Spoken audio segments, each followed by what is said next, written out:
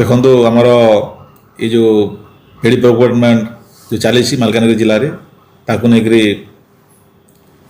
ଜିଲ୍ଲାପାଳଙ୍କ ନିର୍ଦ୍ଦେଶ କ୍ରମେ ଆମର ସ୍କ୍ୱାଡ୍ ଗଠନ ହୋଇଛି। ଆଉ ଯେଉଁ ଆମର ଏଡି ପ୍ରୋକ୍ୟୁରମେଣ୍ଟ ପ୍ରକ୍ରିୟାକୁ ଆମେ ଅବଜର୍ଭ କରୁଛୁ, ତାକୁ ମାନେ ଦୃଷ୍ଟି ରଖିଛୁ। ଆଉ ୟା ଭିତରେ ଆମେ ଗତକାଲି ରାତିରେ ଖବର ପାଇଥିଲୁ ଓ ଆମର ଯେଉଁ ସିଭିଲ ସପ୍ଲାଇ ଯେଉଁ ସ୍କ୍ୱାଡ୍ ଅଛନ୍ତି ଆଉ ତା ଭିତରେ ଅନ୍ୟାନ୍ୟ ଆମର ଅଛନ୍ତି ବି ଅଫିସିଆଲ ସମସ୍ତେ ଯାଇକରି ସେଠି ଯାଇକି ତଦନ୍ତ କରୁଥିଲେ। ଆଉ ସେଠି ଯାଇକରି ସେମାନେ ରେଡ୍ କରିଥିଲେ, ଯେଉଁଟାକି MV-29ରେ 2ଟି ଗୋଦାମ ଆଉ MV-30ରେ ଗୋଟିଏ ଗୋଦାମ ସିଲ୍ କରାଯାଇଥିଲା। ଆଉ ସମୁଦାୟ 750 କ୍ୱିଣ୍ଟାଲ ଧାନ ସେଥିରେ ଅନୁମାନ କରାହେଉଛି, ଆଉ ଯେଉଁଟାକି ଆମେ ସିଲ୍ କରିଥିଲୁ। ଆଉ ୟାର ଭିତରେ ଆମର ବିଭିନ୍ନ ଜାଗାରେ ଜିଲ୍ଲାର କୋଟେରୁ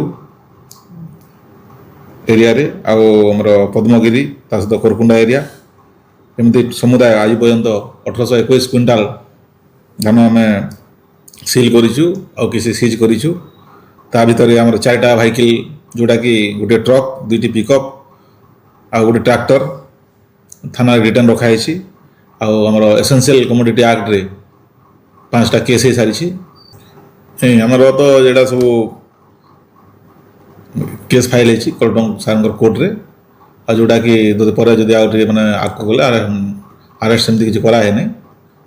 ଗାଡ଼ିକୁ ଆମେ ରିଟର୍ନ ରଖିଛୁ, ମାନେ ଡ୍ରାଇଭର ମାନେ ବି ରିଟର୍ନ ଥିଲେ, ତାଙ୍କୁ ବୋଧେ ଥାନା ତାକୁ ଛାଡ଼ିଥିବେ ବୋଧେ।